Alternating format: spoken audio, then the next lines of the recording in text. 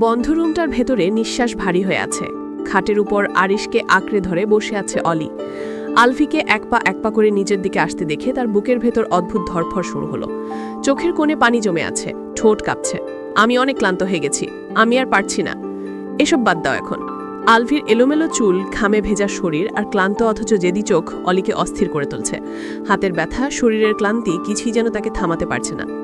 Hello বন্ধুরা, কেমন আছেন সবাই? আশা করি অনেক ভালো আছেন। আর আজকে আমার এই গল্পটি শুনলে আপনারা আরও অনেক ভালো থাকবেন, তাই গল্পটি না টেনে পুরোটা দেখবেন। আর যারা আমাদের এই চ্যানেলের নতুন, তারা অবশ্যই চ্যানেলটিকে সাবস্ক্রাইব করে পাশে থাকা বেল আইকনটি বাজিয়ে দেবেন।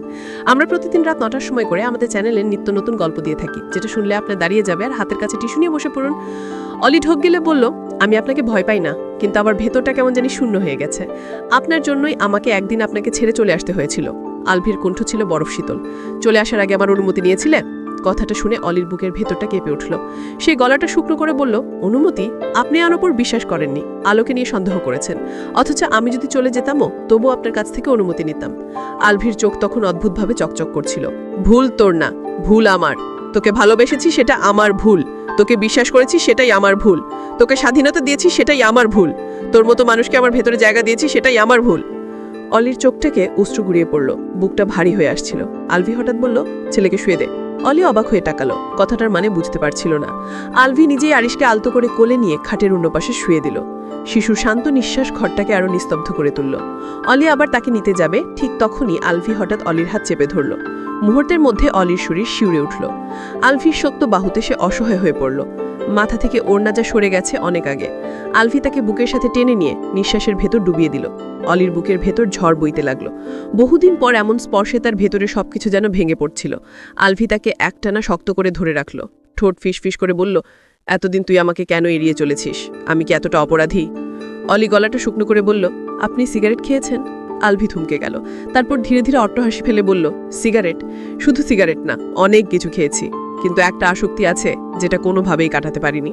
অলি অবাক হয়ে তাকালো। আলভি ঝুঁকে এসে তার কানে ফিসফিস করে বলল, সেটা তুই। তোকে ছাড়া আমি টিকতে পারি না। তোর উপস্থিতি আমার নিঃশ্বাসের মতো। তুই দূরে দিলে আমি ভেঙে পড়ি। আমি আসক্ত তোর প্রতি, তুই কি বুঝিস না? অলি নিঃশ্বাস বন্ধ করে বসে রইল। তার চোখের কোণ ভিজে উঠল। সে কাঁপা কাঁপা গলায় বলল, তাহলে কেন আমার উপর সন্দেহ করলেন? কেন আমার ভালোবাসাকে প্রশ্নবিদ্ধ করলেন? আলভির চোখ লাল হয়ে উঠল। সে ঠোঁট কামড়ে ধরল। তারপর কণ্ঠ নিচু করে বলল, কারণ তুই আমার সবচেয়ে দুর্বল জায়গা। তোর হাসি দেখে আমি ভয়ে কেঁপে উঠি, যদি কোনোদিন সেটা অন্য কারো জন্য হয়। তোর নীরবতা দেখে আমার বুক চিড়ে যায়, যদি কোনোদিন সেটা আমার জন্য না হয়। তাই আমি অন্ধের মতো প্রতিক্রিয়া দিয়েছি। হয়তো সেটা ভুল ছিল, কিন্তু আমি যা করেছি সেটা ভালোবাসার উন্মাদনায় করেছি। অলির বুকের ভেতর হাহাকার জমে উঠল। সে চোখ বন্ধ করে ফেলল। আলভি তার হাত ধরে বলল, আমাকে মুক্তি দে। আমি তোর ভালোবাসার শাস্তি সহ্য করছি। হয় আমাকে বাঁচতে দে, নয়তো শেষ করে দে। অলির ঠোঁট কেঁপে উঠল। সে খুব আস্তে বলল, আমি তোকে কখনো হারাতে চাইনি। আমি তোকে শুধু বুঝাতে চেয়েছি, ভালোবাসা মানে জোর নয়, ভালোবাসা মানে দুজনের ভেতরকার বিশ্বাস। আলভি নিঃশ্বাস ছেড়ে দিল। তার চোখের জল গড়িয়ে পড়ল। সেই মুহূর্তে ঘরের ভেতর শুধু দুজনের নিঃশ্বাস ভাসছিল, আর বাইরের রাতটা আরও নিস্তব্ধ হয়ে উঠেছিল। ঘরের ভেতর নিস্তব্ধতা জমে আছে। খাটের পাশে মৃদু বাতি জ্বলছে।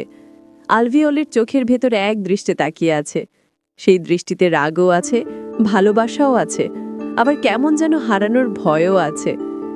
অলির শ্বাস আটকে তাকিয়ে আছে তার দিকে। মুহূর্তগুলো ভারী হয়ে উঠছে।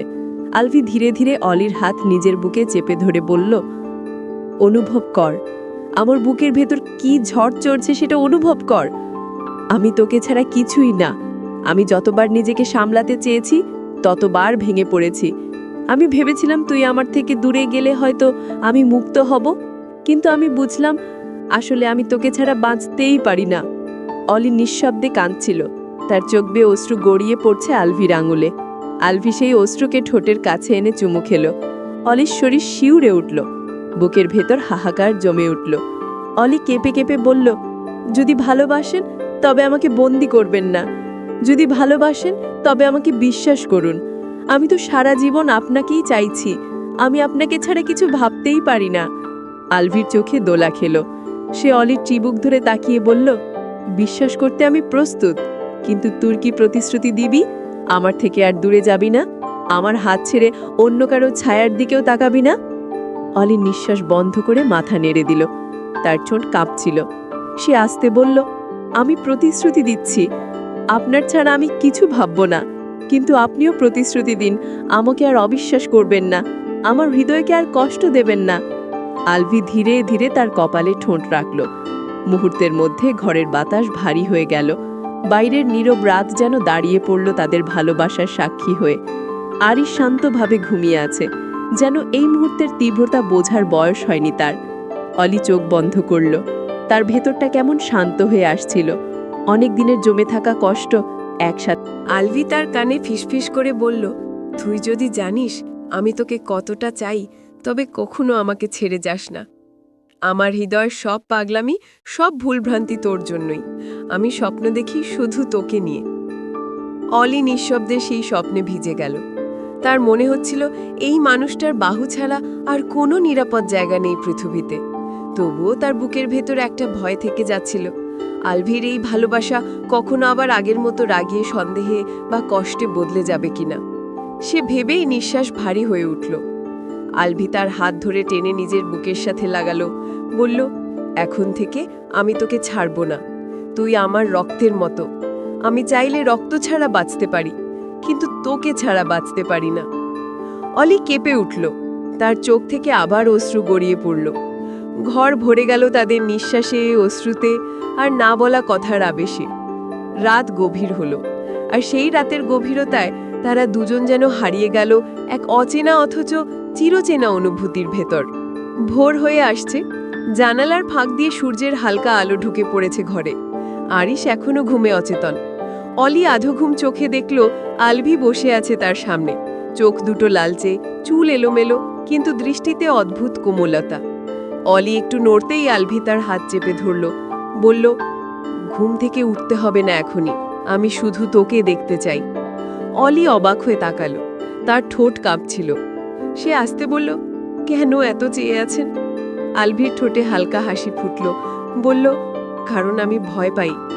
যদি এই চোখ বন্ধ করি, যদি আবার তোকে হারিয়ে ফেলি। তুই জানিস না গত কয়েকটা দিন আমি কিভাবে কাটিয়েছি। প্রতিটি মুহূর্তে মনে হয়েছে আমি তোর কাছে নেই। মনে হয়েছে তুই আমার থেকে দূরে চলে যাচ্ছিস।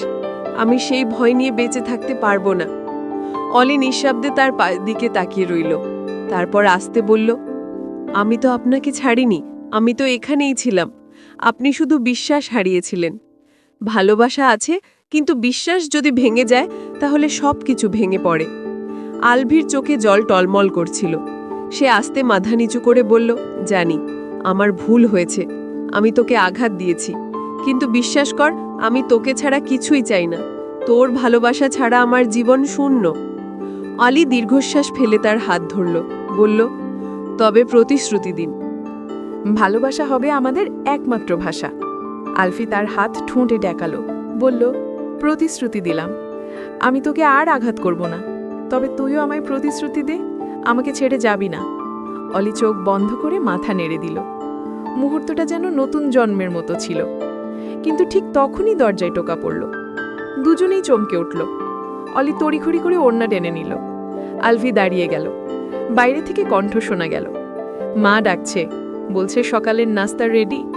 অলি অস্বস্তিতে পড়ে গেল, যেন বাইরের পৃথিবী তাদের গোপন অনুভূতিগুলো ধরে ফেলবে। আলভি দরজা খুলে দিল, মুখে কিছুই প্রকাশ করল না, শুধু মৃদু গলায় বলল, আমরা আসছি। দরজা বন্ধ হতেই আলভি অলির দিকে তাকালো, চোখে সেই একই দৃঢ়তা।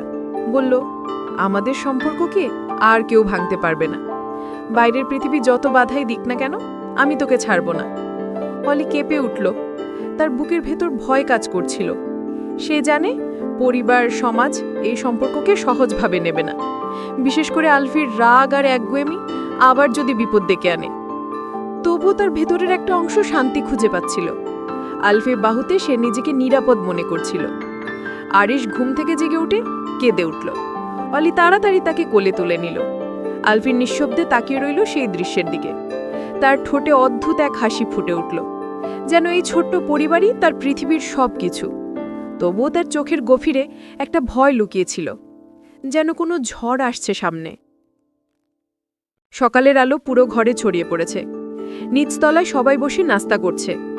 অলি কোলে আরিশকে নিয়ে নামতেই সবার দৃষ্টি তার দিকে চলে গেল। শাশুড়ি কড়া চোখে তাকালেন, কণ্ঠে বিরক্তি মিশে বললেন, এত দেরি হলো কেন? বাড়ির বউ হয়েছিস তো দায়িত্বও বুঝতে হবে। অলি মাথা নিচু করে বসে পড়ল। আলভি একপাশে চুপচাপ বসেছিল। সবার সামনে কিছু না বললেও তার চোখে রাগের ঝিলিক দেখা যাচ্ছিল। অলি জানে এই নীরবতা ঝড়ের পূর্বাভাস। নাস্তা শেষ হতে আলভি হঠাৎ দাঁড়িয়ে উঠে বলল, আমার সাথে একটু কথা বলতে চাই। সবার দৃষ্টি একসাথে ঘুরল তার দিকে। শাশুড়ি বিরক্ত হয়ে বললেন, কি কথা আবার? অফিসে যেতে হবে তোকে? আলভি ঠান্ডা গলায় বলল,